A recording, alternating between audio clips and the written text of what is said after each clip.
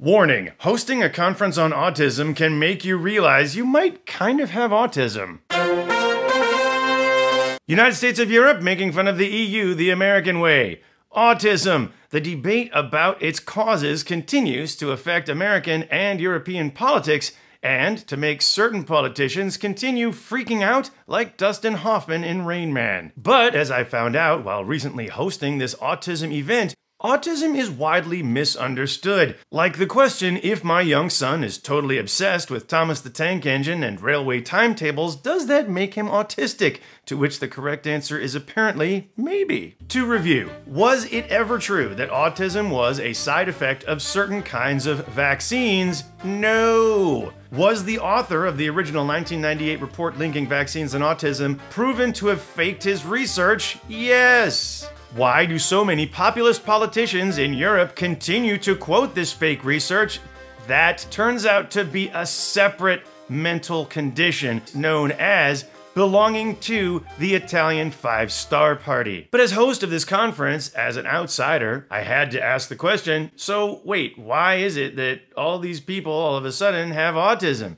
To which the experts replied, first of all, we don't refer to it as people with autism. We refer to it as people on the spectrum of autism, which now makes you sound kind of like a dick. And second, the diagnosis of autism didn't exist until fairly recently. In fact, a couple of the speakers at the event were representing adults in today's workplace who are saying they would have benefited from having been diagnosed as kids. The one guy was in banking. He said he always got high numbers from his bosses for number crunching skills, but very low numbers for personality skills. He almost lost his job until he got an official diagnosis as an adult on the spectrum of autism. That's when his bosses were like, oh. And now his life is much easier. High functioning on the spectrum. My second guest had much the same story, just not with banking. I said, let me guess, IT? And he said, yes. I said, sorry, matter-of-factly. I said, do you think that's an okay joke for me to make? He said, I don't mind, but the audience probably doesn't like you very much right now. And he was right. High functioning on the spectrum. He said he's now taken to literally wearing a user manual around his neck to explain to his colleagues that no, he cannot pick up on social cues or nonverbal communication, but if they ask him to merge two data sets, he can do in 2 hours what would probably take them 2 days. I was inspired. I thought, a user manual to wear around your neck? Who wouldn't benefit from that idea? If I would have to write my own user manual, I would put, I have no problem standing on stage in front of 1,000 people and not knowing what to say. But if you put me in front of a spreadsheet, I completely shut down. That's known as the opposite of on the spectrum. Also, if I'm working with something technical like PowerPoint and it doesn't work the way it's supposed to, I've been known to freak out like Rain Man getting on an airplane. And they said that's closer to being on the spectrum.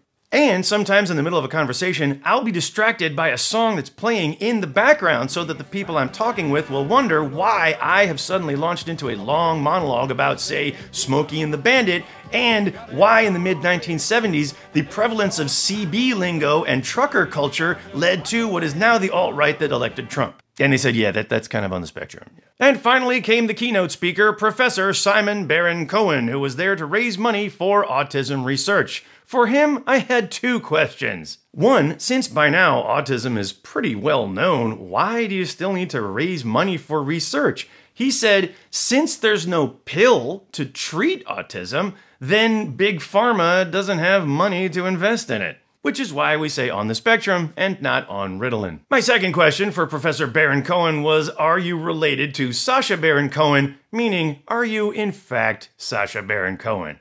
If so, his makeup was exquisite. But unlike Borat, or Who is America, this Baron Cohen didn't ask me to do anything humiliating, like going to Eindhoven and asking people for money. No, this Baron Cohen did that himself. In closing, if someone named Baron Cohen comes up asking you for money, don't fall for it. Unless it's this guy, then please give him all you can. Newsroom, it's a newsroom. Listen to the sound of the newsroom. Anything can happen in a newsroom. News, news, news, news, news.